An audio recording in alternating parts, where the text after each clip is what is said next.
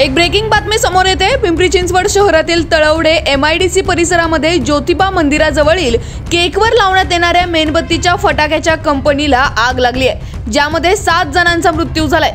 ही breaking बातमी तुम्ही आपला आवाजच्या माध्यमातून पाहत आहात।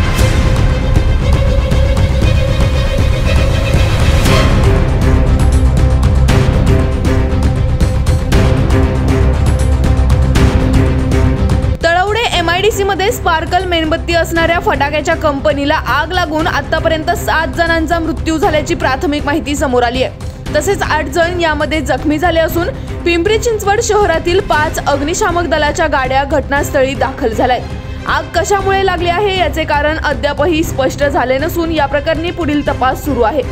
या घटनेमुळे संपूर्ण शहरामध्ये एकच खळबळ उडाली आहे। आपण पाहू शकतो अतिशय भीषण अशी ही आग होती, ज्यामध्ये 7 मृतदेह मिळाले आहेत। या संदर्भात पिंपरी चिंचवड शहराचे आयुक्त शेखर सिंह यांनी माध्यमांना प्रतिक्रिया देताना या संदर्भात प्रतिक्रिया दिली आहे। पाहूया। प्रिलिमिनरी माहिती आहे आमच्याकडे, जवळपास अजून सांगतो प्रिलिमिनरी आहे, कन्फर्म आम्हाला करायचं आहे, पण कदाचित 6 डेथ झालेली असं दिसतंय। प्रिलिमिनरी इन्फॉर्मेशनच्या अनुषंगाने जे आपलं बर्थडे कॅन्डल जे स्पार्कल वाली असतात त्याची फॅक्टरी दिसते।